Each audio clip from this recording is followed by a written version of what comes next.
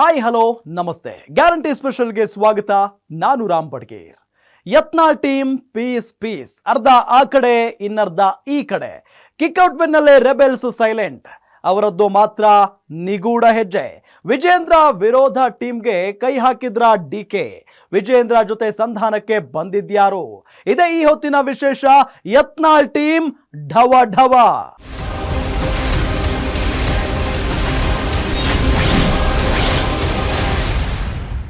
ಬಿಜೆಪಿಯಲ್ಲಿ ಶುರುವಾಗಿದ್ದ ಬಣ ಬಡಿದಾಟ ಸದ್ಯಕ್ಕೆ ತಣ್ಣಗಾದಂತಿದೆ. ಬಸನಗೌಡ ಪಾಟೀಲ್ ಯತ್ನಾಳ್ ಉಚ್ಚಾಟನೆಯ ಬಳಿಕ ವಿಜೇಂದ್ರ ವಿರೋಧಿ ಬಣ ಸೈಲೆಂಟ್ ಆಗಿದೆ. ವಿಜೇಂದ್ರ ವಿರುದ್ಧ ಏನಾದರೂ ಮಾತನಾಡಿದ್ರೆ ಎಲ್ಲಿ ತಮಗೂ ಗೇಟ್ ಪಾಸ್ ಕೊಡ್ತಾರೋ ಅನ್ನೋ ಆತಂಕ ಶುರುವಾಗಿದೆ. ಹೀಗಾಗಿ ಸದ್ಯಕ್ಕೆ ವಿಜೇಂದ್ರ ವಿರುದ್ಧದ ಬಂಡಾಯಕ್ಕೆ ಬ್ರೇಕ್ ಬಿದ್ದಿದೆ. ಇನ್ನು ಕೆಲ ರೆಬೆಲ್ ನಾಯಕರು ಬೇರೆಯದ್ದೇ ಪ್ಲಾನ್ ಮಾಡ್ತಿದ್ದಾರೆ. ಅದರ ಡೀಟೇಲ್ಸ್ ಇಲ್ಲಿದೆ ನೋಡಿ.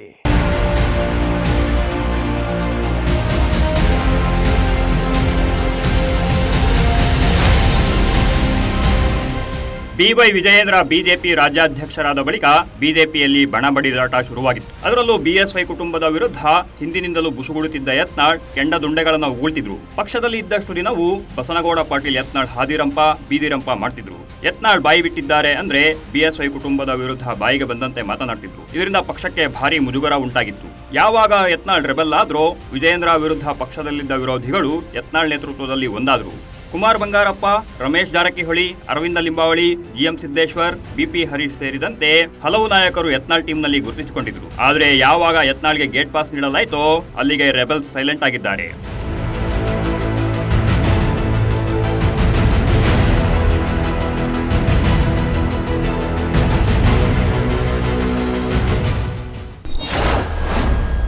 ಬಸನಗೌಡ ಯತ್ನಾಳ್ ಔಟ್ ಆಗ್ತಿದ್ದಂತೆ ರೆಬೆಲ್ಸ್ ಟೀಮ್ ಛಿದ್ರ. ಒಬ್ಬೊಬ್ಬರು ಒಂದೊಂದು ದಿಕ್ಕಿಗೆ, ಯಾವ ಕಡೆ ಯಾರ್ಯಾರ ನಡೆ.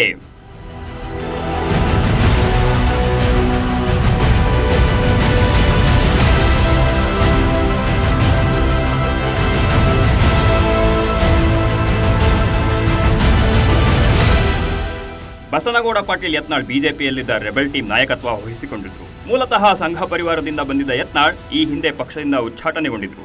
ಆದರೆ ಸಂಘ ಪರಿವಾರದ ಸಖ್ಯ ಮಾತ್ರ ದೊರೆತಿರಲಿಲ್ಲ. ಹಿಂದಿನಿಂದಲೂ ಮಾಜಿ ಕೇಂದ್ರ ಸಚಿವ ದಿವಂಗತ ಅನಂತಕುಮಾರ್ ಬಣದಲ್ಲಿ ಗುರುತಿಸಿಕೊಂಡಿದ್ದ ಯತ್ನಾಳ್ ಯಡಿಯೂರಪ್ಪ ವಿರುದ್ಧ ಕಾಲಕಾಲಕ್ಕೆ ಮಾತನಾಡ್ತಲೇ ಇದ್ರು. 2010ರಲ್ಲಿಯೂ ಸಹ ಯಡಿಯೂರಪ್ಪ ವಿರುದ್ಧ ಭ್ರಷ್ಟಾಚಾರದ ಆರೋಪ ಮಾಡಿ ಪಕ್ಷದಿಂದ ಕಿಕ್ಔಟ್ ಆಗಿದ್ರು. ಇಷ್ಟಾದರೂ ಬಸನಗೌಡ ಪಾಟೀಲ್ ಯತ್ನಾಳ್ ಯಾವುದೇ ಪಾಠ ಕಲಿತಿಲ್ಲ. ಯಡಿಯೂರಪ್ಪ ಕುಟುಂಬ ರಾಜಕಾರಣ ಮಾಡ್ತಾರೆ, ಭ್ರಷ್ಟಾಚಾರ ಮಾಡಿದ್ದಾರೆ ಅನ್ನೋದನ್ನ ಬಹಿರಂಗವಾಗಿ ಹೇಳುವ ಮೂಲಕ ಈಗ ಮತ್ತೆ ಪಕ್ಷದಿಂದ ಕಿಕ್ಔಟ್ ಆಗಿದ್ದಾರೆ. 2 ಬಾರಿ ಶೋಕಾಸ್ ನೋಟಿಸ್ ಕೊಟ್ಟರೂ ಯತ್ನಾಳ್ ಸೈಲೆಂಟ್ ಆಗಿರಲಿಲ್ಲ. ಕೊನೆಗೆ ಬಿಜೆಪಿ ಹೈಕಮಾಂಡ್ ಉಚ್ಚಾಟನೆ ಅಸ್ತ್ರ ಪ್ರಯೋಗಿಸಿತ್ತು.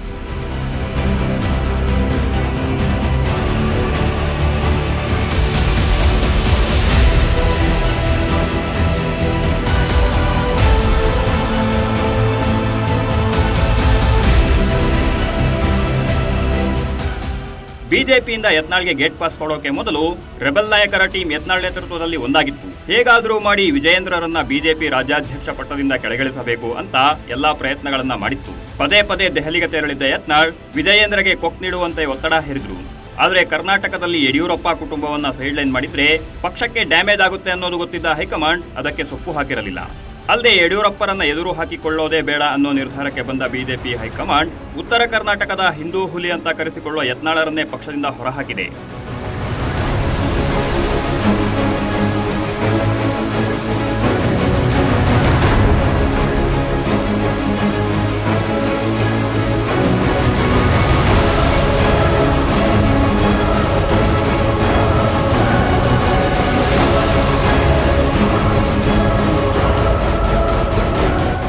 ಸಂಘ ಪರಿವಾರದ ಜೊತೆ ಹೆಚ್ಚಿನ ಸಖ್ಯ ಹೊಂದಿದ್ದ ಯತ್ನಾಳರನ್ನೇ ಹೈಕಮಾಂಡ್ ಉಚ್ಚಾಟನೆ ಮಾಡಿದೆ.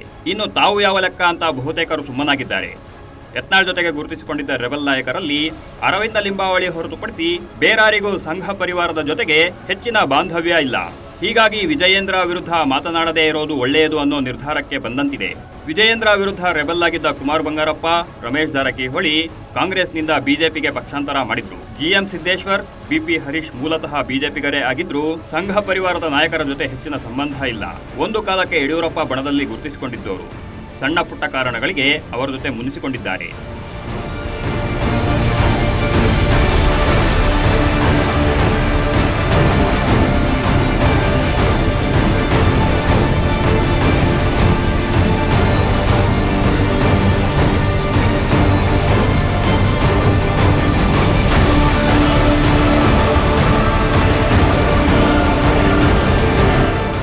ಬಿಜೆಪಿಯಿಂದ ಯತ್ನಾಳ್ ಉಚ್ಚಾಟನೆಯಾದ ಬಳಿಕ ರೆಬೆಲ್ ಟೀಮ್ಗೆ ಸೂಕ್ತ ನಾಯಕನ ಕೊರತೆ ಕಾಡ್ತಿದೆ. ತಮ್ಮಲ್ಲೇ ಯಾರಾದರೂ ಒಬ್ಬರು ನಾಯಕರಾದ್ರೆ ನಾವೇ ನೆಕ್ಸ್ಟ್ ಟಾರ್ಗೆಟ್ ಅನ್ನೋದು ಅವರಿಗೆ ಗೊತ್ತಿದೆ. ಹೀಗಾಗಿ ವಿಜಯೇಂದ್ರ ವಿರೋಧಿ ಟೀಮ್ ನಾಯಕತ್ವ ವಹಿಸಿಕೊಳ್ಳೋಕೆ ಹಿಂಜರಿತಿದ್ದಾರೆ.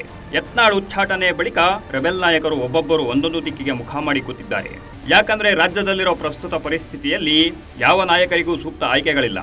ಇದು ರೆಬೆಲ್ ನಾಯಕರ ತಲೆನೋವಿಗೆ ಕಾರಣವಾಗಿದೆ. ಸದ್ಯಕ್ಕೆ ಇರೋ ಕಡೆ ಇದ್ರೆ ತಮಗೆ ಭವಿಷ್ಯವಿದೆ ಅನ್ನೋದನ್ನ ಎಲ್ಲಾ ರೆಬೆಲ್ ನಾಯಕರು ಅರಿತುಕೊಂಡು ಸದ್ಯಕ್ಕೆ ಸೈಲೆಂಟ್ ಆಗಿದ್ದಾರೆ.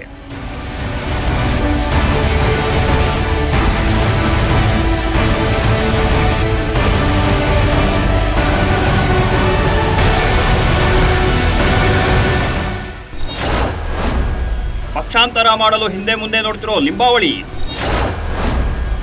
ಪಕ್ಷ ತೊರೆಯಲು ಲಿಂಬಾವಳಿಗೆ ಅಡ್ಡಿಯಾಗಿದೆ ಸೈದ್ಧಾಂತಿಕತೆ.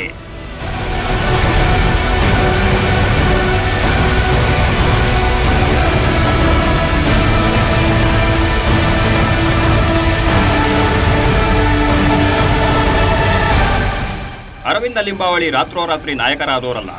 ಅರವಿಂದ ಲಿಂಬಾವಳಿ ಒಂದೊಂದೇ ಮೆಟ್ಟಿಲು ಹತ್ತಿ ನಾಯಕರಾಗಿದ್ದಾರೆ. ಇದಕ್ಕೆಲ್ಲ ಕಾರಣ ಎಬಿವಿಪಿ ಮತ್ತು ಸಂಘ ಪರಿವಾರ. ತಳಮಟ್ಟದ ಸಮುದಾಯದಿಂದ ಬಂದ ವ್ಯಕ್ತಿಯನ್ನ ನಾಯಕನಾಗಿ ರೂಪಿಸುವಲ್ಲಿ ಸಂಘ ಪರಿವಾರದ ಕಾರ್ಯ ಅತ್ಯಂತ ಮಹತ್ವವಾದದ್ದು. ಅರವಿಂದ ಲಿಂಬಾವಳಿ ಎಬಿವಿಪಿ ರಾಷ್ಟ್ರೀಯ ಕಾರ್ಯದರ್ಶಿ ಕೂಡ ಆಗಿದ್ರು. ಆಗಿನಿಂದಲೂ ದಿವಂಗತ ಅನಂತಕುಮಾರ್ ಜೊತೆ ಚೆನ್ನಾಗಿದ್ರು. ಹೀಗಂತ ಯಡಿಯೂರಪ್ಪ ಜೊತೆ ಸಂಬಂಧ ಹಳಸಿತ್ತು ಅಂತೇನಲ್ಲ. ಹಾಗಿದ್ದಿದ್ರೆ ಯಡಿಯೂರಪ್ಪ ನೇತೃತ್ವದ ಸರ್ಕಾರದಲ್ಲಿ ಸಚಿವ ಸ್ಥಾನ ಸಿಗ್ತಿರಲಿಲ್ಲ. ಮೂಲತಃ ಸಂಘ ಪರಿವಾರದ ಹಿನ್ನೆಲೆ ಹೊಂದಿರೋ ಅರವಿಂದ ಲಿಂಬಾವಳಿ ಪಕ್ಷಾಂತರ ಮಾಡಲು ಹಿಂದೆ ಮುಂದೆ ನೋಡ್ತಿದ್ದಾರೆ.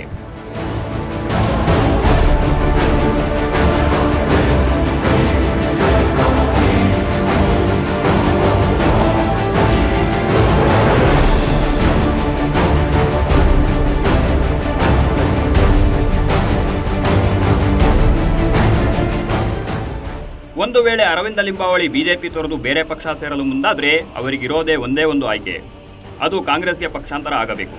ಆದರೆ ಯಾವುದೇ ಕಾರಣಕ್ಕೂ ಅದು ಸಾಧ್ಯವಿಲ್ಲ. ಒಂದು ವೇಳೆ ಲಿಂಬಾವಳಿ ಕಾಂಗ್ರೆಸ್ ಸೇರಲು ಮನಸ್ಸು ಮಾಡಿದ್ರು ಅವರನ್ನ ಬರಮಾಡಿಕೊಳ್ಳಲು ಕಾಂಗ್ರೆಸ್ ನಾಯಕರು ಹಿಂದೆ ಮುಂದೆ ನೋಡಬಹುದು. ಯಾಕಂದ್ರೆ ಸಂಘ ಪರಿವಾರದ ಕುರಿತು ಕಾಂಗ್ರೆಸ್ ನಾಯಕರು ಸದಾ ಮುಗಿಬೀಳ್ತಿರ್ತಾರೆ. ಅಂತಹ ಸಂಘ ಪರಿವಾರದಿಂದಲೇ ಮುನ್ನೆಲೆಗೆ ಬಂದ ನಾಯಕನನ್ನ ಪಕ್ಷಕ್ಕೆ ಕರೆತಂದರೆ ಪಾರ್ಟಿಗೆ ಡ್ಯಾಮೇಜ್ ಆಗಬಹುದು ಅಂತ ಯೋಚಿಸ್ತಾರೆ. ಜೊತೆಗೆ ಅರವಿಂದ ಲಿಂಬಾವಳಿ ಕಾಂಗ್ರೆಸ್ಗೆ ಪಕ್ಷಾಂತರ ಮಾಡಲು ಸಿದ್ಧಾಂತ ಅಡ್ಡಿಯಾಗುತ್ತೆ. ಕಾಂಗ್ರೆಸ್ ನೀತಿಗಳು ಅವರ ಸಿದ್ಧಾಂತಕ್ಕೆ ಸೂಟ್ ಆಗಲ್ಲ. ಜೆಡಿಎಸ್ಗೆ ಪಕ್ಷಾಂತರ ಮಾಡೋಣ ಅಂದ್ರೆ ಅದರ ಬದಲು ಬಿಜೆಪಿಯಲ್ಲಿ ಉಳಿಯೋದೇ ಬೆಸ್ಟ್ ಚಾಯ್ಸ್.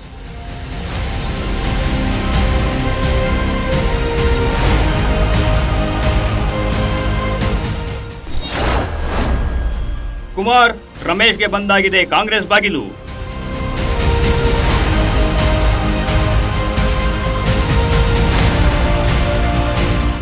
ವಿಜಯೇಂದ್ರ ವಿರುದ್ಧ ರೆಬೆಲ್ ಆಗಿದ್ದ ನಾಯಕರಲ್ಲಿ ಕುಮಾರ್ ಬಂಗಾರಪ್ಪ, ರಮೇಶ್ ಜಾರಕಿಹೊಳಿ ಕೂಡ ಇದ್ದಾರೆ. ಹೇಳಬೇಕು ಅಂದರೆ ಈ ಇಬ್ಬರನ್ನ ಪಕ್ಷಕ್ಕೆ ಕರೆತಂದಿದ್ದೆ ಬಿಎಸ್ ಯಡಿಯೂರಪ್ಪ. ಆದರೆ ತಮ್ಮನ್ನ ಪಕ್ಷದಲ್ಲಿ ಸರಿಯಾಗಿ ನಡೆಸಿಕೊಳ್ತಿಲ್ಲ ಅನ್ನೋದು ಇವರಿಬ್ಬರ ಅಸಮಾಧಾನಕ್ಕೆ ಕಾರಣವಾಗಿದೆ. ಅದರಲ್ಲೂ ಜಾರಕಿಹೊಳಿ ಸಿಡಿ ಕೇಸ್ನಲ್ಲಿ ತಮ್ಮನ್ನ ಸರಿಯಾಗಿ ಸಮರ್ಥನೆ ಮಾಡಿಕೊಳ್ಳಲಿಲ್ಲ ಅಂತ ಸಿಟ್ಟಿಗೆದ್ದಿದ್ದಾರೆ. ಎಲ್ಲರೂ ತಮ್ಮನ್ನ ನಡುನೀರಲ್ಲಿ ಕೈಬಿಟ್ರು ಅನ್ನೋ ಸಿಟ್ಟು ರಮೇಶ್ ಜಾರಕಿಹೊಳಿಗಿದೆ. 2023ರ ವಿಧಾನಸಭೆ ಚುನಾವಣೆಯಲ್ಲಿ ಸೊರಬದಲ್ಲಿ ತಮ್ಮ ಸೋಲಿಗೆ ಯಡಿಯೂರಪ್ಪರೇ ಕಾರಣ ಅನ್ನೋ ಸಿಟ್ಟು ಕುಮಾರ್ ಬಂಗಾರಪ್ಪಾಗಿದೆ. ಹೀಗಾಗಿಯೇ ವಿಜಯೇಂದ್ರ ವಿರುದ್ಧ ಯತ್ನಾಳ್ ರೆಬೆಲ್ ಆದಾಗ ಅವರ ಟೀಮ್ ಸೇರಿಕೊಂಡಿದ್ರು.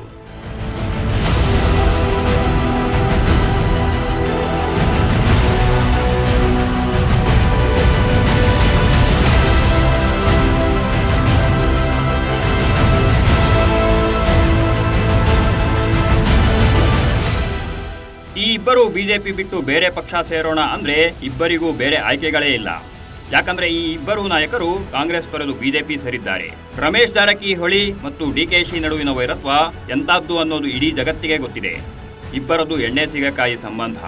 ಹಾವು ಮುಂಗುಸಿಯ ವೈರತ್ವಕ್ಕೆ ಕೊನೆ ಇದೆಯೋ ಏನೋ. ಆದರೆ ಗೋಕಾಕ್ ಸಾಹುಕಾರ್ ಮತ್ತು ಕನಕಪುರ ಬಂಡೆ ನಡುವೆ ಇರೋ ವೈರತ್ವಕ್ಕೆ ದಿ ಎಂಡ್ ಅನ್ನೋದೇ ಇಲ್ಲವಾಗಿದೆ.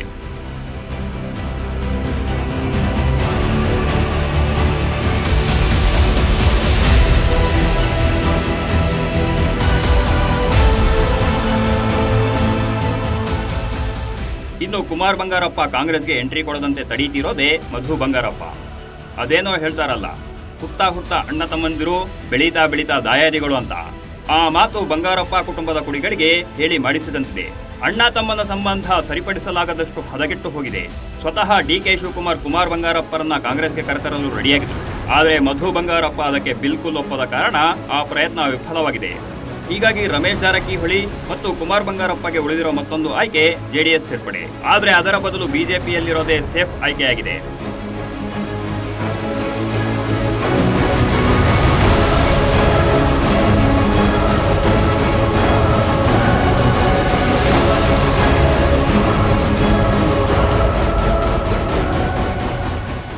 ಆದ್ರೆ ರೆಬೆಲ್ ಟೀಮ್ನಲ್ಲಿದ್ದ ಕೆಲವರಿಗೆ ಡಿಕೆಶಿ ಗಾಳ ಹಾಕಿದ್ದಾರೆ. ವಿಜೇಂದ್ರ ವಿರೋಧಿ ಟೀಮ್ನಲ್ಲಿರೋ ಯಾರ್ಯಾರಿಗೆ ಡಿಕೆಶಿ ಗಾಳ ಹಾಕಿದ್ದಾರೆ, ನಿರ್ದಿಷ್ಟವಾಗಿ ಆ ನಾಯಕರಿಗೆ ಕನಕಪುರ ಬಂಡೆ ಬಿಗ್ ಆಫರ್ ಕೊಡ್ತಾ ಇರೋದು ಯಾಕೆ ಅಂತ ಹೇಳ್ತೀವಿ.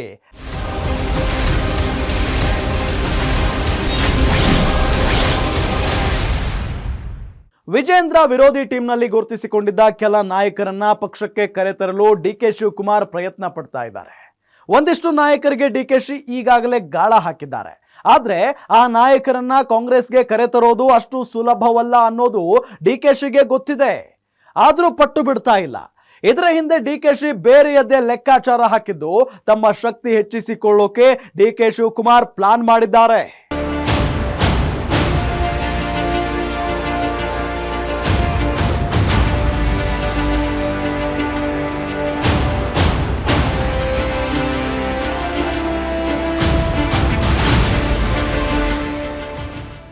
ವಿಜಯೇಂದ್ರ ವಿರೋಧಿ ಬಣದಲ್ಲಿ ಗುರುತಿಸಿಕೊಂಡಿರುವ ಕೆಲ ನಾಯಕರಿಗೆ ಡಿಸಿಎಂ ಡಿಕೆ ಶಿವಕುಮಾರ್ ಗಾಳ ಹಾಕಿ ಕೂತಿದ್ದಾರೆ. ವಿಜಯೇಂದ್ರ ವಿರೋಧಿ ಬಣದಲ್ಲಿರೋ ಆ ನಾಯಕರು ಪಕ್ಷಕ್ಕೆ ಬಂದ್ರೆ ಪಕ್ಷದಲ್ಲಿ ತಮ್ಮ ಹಿಡಿತ ಹೆಚ್ಚುತ್ತೆ ಅನ್ನೋದು ಕನಕಪುರ ಬಂಡೆ ಲೆಕ್ಕಾಚಾರವಾಗಿದೆ. ಯತ್ನಾಳ್ ಉಚ್ಚಾಟನೆಯಾದ ಬಳಿಕ ಸೈಲೆಂಟ್ ಆಗಿದ್ದ ಈ ರೆಬೆಲ್ ನಾಯಕರು ಡಿಕೆಶಿ ಜೊತೆ ಗುಪ್ ಮೀಟಿಂಗ್ ಮಾಡಿದ್ದಾರೆ. ಇದೇ ಕಾರಣಕ್ಕೆ ಈ ನಾಯಕರು ಬಿಜೆಪಿ ತೊರೆದು ಕಾಂಗ್ರೆಸ್ ಸೇರ್ಪಡೆ ಆಗ್ತಾರೆ ಅನ್ನೋ ಕುರಿತು ಊಹಾಪೋಹಗಳು ಕೇಳಿ ಬರ್ತಿವೆ. ಅದರಲ್ಲೂ ಶನಿವಾರ ಡಿಕೆಶಿ ಜೊತೆ ಈ ನಾಯಕರು ಚರ್ಚೆ ನಡೆಸಿದ ಬಳಿಕ ಇನ್ನೇನು ಇಬ್ಬರು ಕಾಂಗ್ರೆಸ್ ಸೇರೋದು ಪಕ್ಕಾ ಅನ್ನೋ ಮಾತುಗಳು ಹರಿದಾಡ್ತಿವೆ.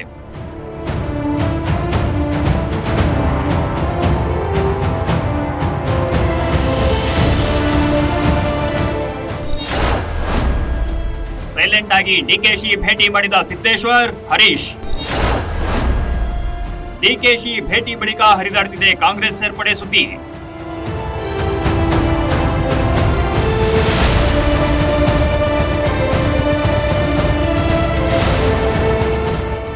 ಯತ್ನಾಳ್ಗೆ ಬಿಜೆಪಿಯಿಂದ ಗೇಟ್ ಪಾಸ್ ಕೊಟ್ಟ ಬಳಿಕ ಸಿದ್ದೇಶ್ವರ್ ಮತ್ತು ಬಿಪಿ ಹರೀಶ್ ಸೈಲೆಂಟ್ ಮೋಡ್ಗೆ ಜಾರಿದ್ರು.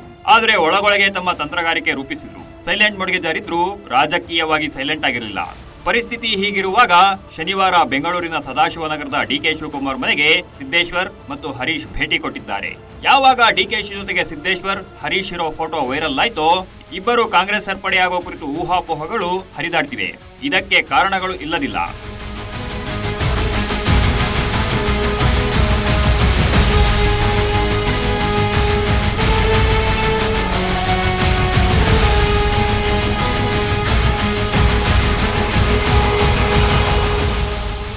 ಕರ್ನಾಟಕದಲ್ಲಿ ವಿಧಾನಸಭೆ ಚುನಾವಣೆಯಲ್ಲಿ ಕಾಂಗ್ರೆಸ್ ಗೆದ್ರೆ ಕೆಪಿಸಿಸಿ ಅಧ್ಯಕ್ಷರಾದವರು ಶಾಸಕರಾಗಿ ಗೆದ್ದಿದ್ರೆ ಅವರೇ ಸಿಎಂ ಆಗ್ತಾರೆ. ಆದ್ರೆ 2023ರಲ್ಲಿ ಮೊದಲ ಬಾರಿಗೆ ಕಾಂಗ್ರೆಸ್ ಆ ಸಂಪ್ರದಾಯಕ್ಕೆ ಎಳ್ಳು ನೀರು ಬಿಟ್ಟಿತ್ತು. 2023ರ ವಿಧಾನಸಭೆ ಚುನಾವಣೆಯ ವೇಳೆ ಡಿಕೆಶಿ ಕೆಪಿಸಿಸಿ ಅಧ್ಯಕ್ಷರಾಗಿದ್ರು. ಆದರೆ ಚುನಾವಣೆಯಲ್ಲಿ ಗೆದ್ರು ಅವರಿಗೆ ಸಿಎಂ ಪಟ್ಟ ಸಿಕ್ಕಿರಲಿಲ್ಲ.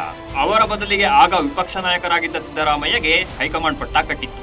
ಹಳೆ ಮೈಸೂರು ಭಾಗ ಹೊರತುಪಡಿಸಿದ್ರೆ ಡಿಕೆಶಿಗೆ ರಾಜ್ಯದ ಬೇರೆ ಬೇರೆ ಭಾಗಗಳ ಶಾಸಕರ ಬೆಂಬಲ ಸಿಕ್ಕಿರಲಿಲ್ಲ. ಬದಲಿಗೆ ಸಿದ್ದರಾಮಯ್ಯ ರಾಜ್ಯದ ಎಲ್ಲಾ ಭಾಗಗಳಲ್ಲಿ ತಮ್ಮ ಬೆಂಬಲಿಗರು ಗೆದ್ದು ಬರುವಂತೆ ನೋಡಿಕೊಂಡಿದ್ರು. ಇದೇ ಕಾರಣಕ್ಕೆ ಡಿಕೆಶಿ ಬದಲಿಗೆ ಸಿದ್ದರಾಮಯ್ಯ ಪರ ಹೈಕಮಾಂಡ್ ಒಲವು ತೋರಿತ್ತು.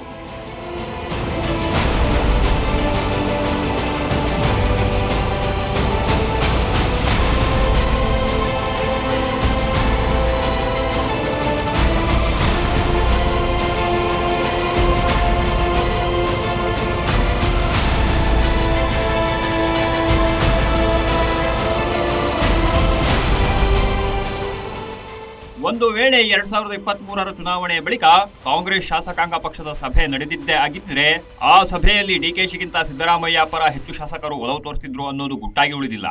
ಇದಾದ ಬಳಿಕ ಡಿಕೆ ಶಿವಕುಮಾರ್ ಇಡೀ ರಾಜ್ಯದಲ್ಲಿ ತಮ್ಮ ಬೆಂಬಲಿಗರ ಪಡೆ ಕಟ್ಟಲು ಶುರು ಮಾಡಿದ್ದಾರೆ. ಅದರ ಭಾಗವಾಗಿ ಕಿತ್ತೂರು ಕರ್ನಾಟಕ ಭಾಗದಲ್ಲಿ ನಂಬಿಕಸ್ಥರ ಪಡೆಯನ್ನ ಕಟ್ಟಿದ್ದಾರೆ. ಆದರೆ ಮಧ್ಯ ಕರ್ನಾಟಕದಲ್ಲಿ ಶಿವಗಂಗಾ ಬಸವರಾಜ್ ಹೊರತುಪಡಿಸಿ ಬೇರಾರು ಡಿಕೆಶಿ ಬೆಂದಿಗೆ ನಿಲ್ಲಲ್ಲ. ಮಧ್ಯ ಕರ್ನಾಟಕದಲ್ಲಿ ತಮ್ಮ ಬಲ ಹೆಚ್ಚಿಸಿಕೊಳ್ಳೋಕೆ ಅಂತಲೇ ಸಿದ್ದೇಶ್ವರ್ ಮತ್ತು ಹರೀಶ್ರನ್ನ ಪಕ್ಷಕ್ಕೆ ಕರೆತರಲು ಕನಕಪುರ ಬಂಡೆ ಪ್ರಯತ್ನಿಸುತ್ತಿದ್ದಾರೆ ಅಂತ ಹೇಳಲಾಗ್ತಿದೆ.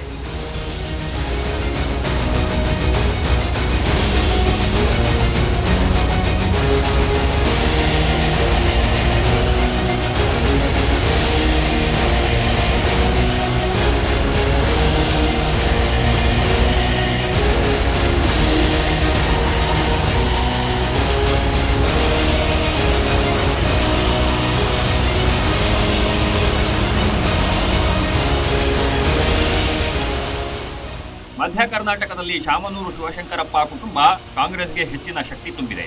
ಇಂತಹ ಶಾಮನೂರು ಶಿವಶಂಕರಪ್ಪ ಕುಟುಂಬದ ಜೊತೆ ಡಿಕೆಶಿ ಸಂಬಂಧ ಮೇಲ್ನೋಟಕ್ಕೆ ಮಾತ್ರ ಚೆನ್ನಾಗಿದೆ. ಶಾಮನೂರು ಶಿವಶಂಕರಪ್ಪ ಪುತ್ರ ಎಸ್ ಮಲ್ಲಿಕಾರ್ಜುನ್ ಸಿದ್ದರಾಮಯ್ಯ ಪಾಳಯದಲ್ಲಿ ಗುರುತಿಸಿಕೊಂಡಿದ್ದಾರೆ.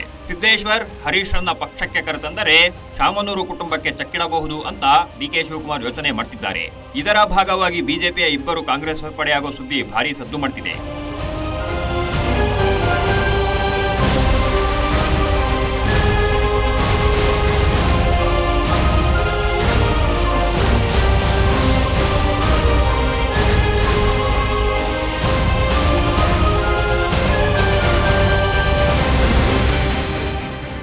ಹಳೆ ಮೈಸೂರು ಭಾಗದಲ್ಲಿ ತಾವು ಹೊಂದಿರೋ ಹಿಡಿತದಂತೆಯೇ ರಾಜ್ಯದ ಬೇರೆಡೆ ಹಿಡಿತ ಹೊಂದಿದ್ರೆ ತಾನೇ ಸಿಎಂ ಆಗ್ತಿದೆ ಅನ್ನೋ ನೋವು ಡಿಕೆಶಿಗೆ ಕಾಡ್ತಿದೆ.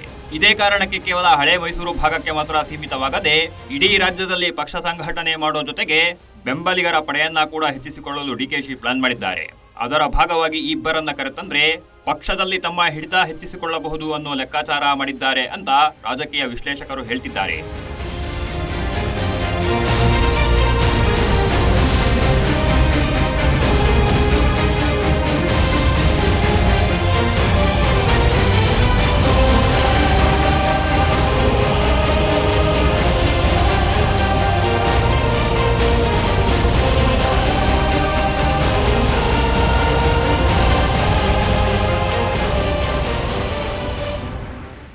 ರಾಜ್ಯದಲ್ಲಿ ಈ ರೀತಿಯ ಮೇಲಾಟಗಳು ನಡೀತಿರೋ ಹೊತ್ತಲ್ಲೇ ರಾಷ್ಟ್ರ ರಾಜಧಾನಿ ದೆಹಲಿಯಲ್ಲಿ ಯಾರೂ ಊಹಿಸದ ಬೆಳವಣಿಗೆ ನಡೆದಿದೆ.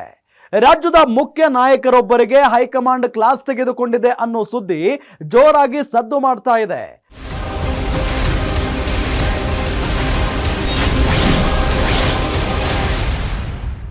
ರಾಜ್ಯ ಬಿಜೆಪಿಯಲ್ಲಿ ರೆಬೆಲ್ಸ್ ಟೀಮ್ ಸೈಲೆಂಟ್ ಆಗಿತ್ತು. ಬಿಜೆಪಿಯ ಹಲವು ನಾಯಕರು ಯಾವುದೇ ಬಣಕ್ಕೂ ಸೇರದೆ ತಟಸ್ಥರಾಗಿದ್ರು. ಹೀಗೆ ತಟಸ್ಥರಾಗಿದ್ದ ನಾಯಕರೊಬ್ಬರು ದೆಹಲಿ ಹೈಕಮಾಂಡ್ನಿಂದ ತಪರಾಕಿ ಹಾಕಿಸಿಕೊಂಡಿದ್ದಾರೆ ಅನ್ನೋ ಸುದ್ದಿ ರಾಷ್ಟ್ರ ರಾಜಧಾನಿಯಿಂದ ಬಂದಿದೆ. ಇಷ್ಟಕ್ಕೂ ಹೈಕಮಾಂಡ್ ಎದುರು ಆ ನಾಯಕ ಇಟ್ಟಿದ್ದ ಬೇಡಿಕೆ ಏನು, ಹೈಕಮಾಂಡ್ ತಪರಾಕಿ ಹಾಕಿದ್ದೇಕೆ ಅಂತ ನೋಡೋಣ ಬನ್ನಿ.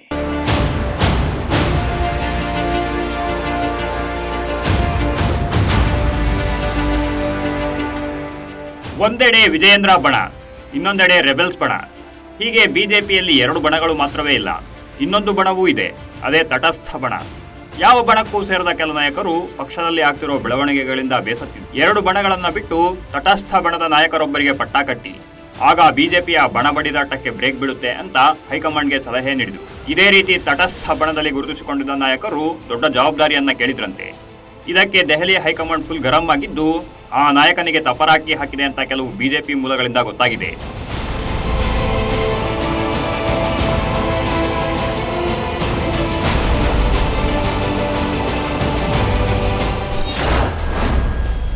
ರಾಜ್ಯಾಧ್ಯಕ್ಷ ಪಟ್ಟಕ್ಕೆ ಬೇಡಿಕೆ ಇಟ್ರ ಬಸವರಾಜ ಬೊಮ್ಮಾಯಿ.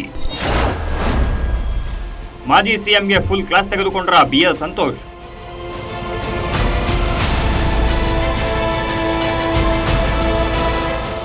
ರಾಜ್ಯ ಬಿಜೆಪಿಯಲ್ಲಿನ ಬಣ ಬಡಿದಾಟಕ್ಕೆ ಫುಲ್ ಸ್ಟಾಪ್ ಇಡಬೇಕಾದ್ರೆ ತಟಸ್ಥ ಬಣದವರಿಗೆ ರಾಜ್ಯಾಧ್ಯಕ್ಷ ಸ್ಥಾನ ನೀಡಿ ಅಂತ ತಟಸ್ಥ ಬಣದ ನಾಯಕರು ಒತ್ತಾಯಿಸಿದ್ರು. ಇದೇ ರೀತಿ ಮಾಜಿ ಸಿಎಂ ಬಸವರಾಜ ಬೊಮ್ಮಾಯಿ ತಟಸ್ಥ ಬಣದಲ್ಲಿ ಗುರುತಿಸಿಕೊಂಡಿದ್ರು. ಯಾರ್ಯಾರಿಗೋ ರಾಜ್ಯಾಧ್ಯಕ್ಷ ಹುದ್ದೆ ನೀಡೋ ಬದಲು ತಮಗೆ ಆ ಜವಾಬ್ದಾರಿ ನೀಡಿ ಅಂತ ಬಸವರಾಜ ಬೊಮ್ಮಾಯಿ ಬೇಡಿಕೆ ಇಟ್ಟಿದ್ರಂತೆ. ಬಸವರಾಜ ಬೊಮ್ಮಾಯಿ ಅತ್ತ ಮಾಜಿ ಸಿಎಂ ಯಡಿಯೂರಪ್ಪಗೂ ಬೇಕಾದವರು. ಇತ್ತ ರೆಬೆಲ್ ನಾಯಕರ ಜೊತೆಗೂ ಉತ್ತಮ ಬಾಂಧವ್ಯ ಹೊಂದಿದ್ದಾರೆ. ತಟಸ್ಥ ನಾಯಕರ ಜೊತೆಗೂ ಸಂಬಂಧ ಕೆಡಿಸಿಕೊಂಡಿಲ್ಲ. ಹೀಗಾಗಿ ತಮಗೆ ರಾಜ್ಯಾಧ್ಯಕ್ಷ ಹುದ್ದೆ ನೀಡಿದ್ರೆ ನಿಭಾಯಿಸ್ತೀನಿ ಅಂತ ಹೇಳಿದ್ರಂತೆ.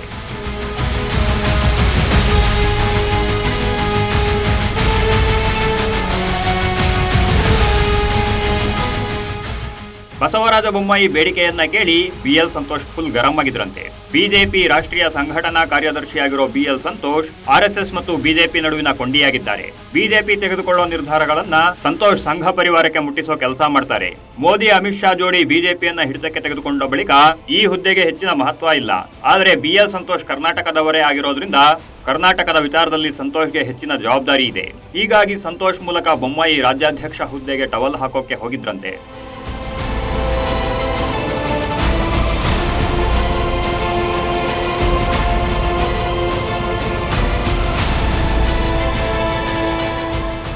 ಬೊಮ್ಮಾಯಿ ಬೇಡಿಕೆ ಕೇಳ್ತಿದ್ದಂತೆ ಬಿಎಲ್ ಸಂತೋಷ್ ಫುಲ್ ಕ್ಲಾಸ್ ತಗೊಂಡಿದ್ರಂತೆ. ನಿಮ್ಮ ನೇತೃತ್ವದಲ್ಲೇ 2023ರಲ್ಲಿ ಚುನಾವಣೆ ಎದುರಿಸಿದ್ವಿ. ಅದರ ಪರಿಣಾಮ ಏನಾಗಿದೆ ಅನ್ನೋದು ನಿಮ್ಮ ಕಣ್ಣ ಮುಂದೆಯೇ ಇದೆ. ರಾಜ್ಯದಲ್ಲಿ ಬಿಜೆಪಿ ಕಳಪೆ ಪ್ರದರ್ಶನ ನೀಡಲು ಕಾರಣ ನೀವು. ಅದೆಲ್ಲ ಬಿಡಿ, ಉಪಚುನಾವಣೆಯಲ್ಲಿ ನಿಮ್ಮ ಮಗನನ್ನ ಗೆಲ್ಲಿಸಿಕೊಂಡು ಬರೋಕೆ ನಿಮ್ಮ ಕೈಯಲ್ಲಿ ಆಗಿಲ್ಲ. ಈಗ ಯಾವ ಮುಖ ಇಟ್ಟುಕೊಂಡು ರಾಜ್ಯಾಧ್ಯಕ್ಷ ಸ್ಥಾನ ಕೇಳ್ತೀರಿ ಅಂತ ಪ್ರಶ್ನಿಸಿದ್ರಂತೆ ಅನ್ನೋ ಸುದ್ದಿ ರಾಜ್ಯ ಬಿಜೆಪಿ ನಾಯಕರ ನಡುವೆ ಚರ್ಚೆಗೆ ಕಾರಣವಾಗಿದೆ. ಆದರೆ ಇನ್ನೊಂದು ಮೂಲದ ಪ್ರಕಾರ ಬಸವರಾಜ ಬೊಮ್ಮಾಯಿ ಅಂತಹ ಯಾವುದೇ ಬೇಡಿಕೆಯನ್ನೇ ಇಟ್ಟಿಲ್ಲ ಅಂತ ಹೇಳಲಾಗ್ತಿದೆ.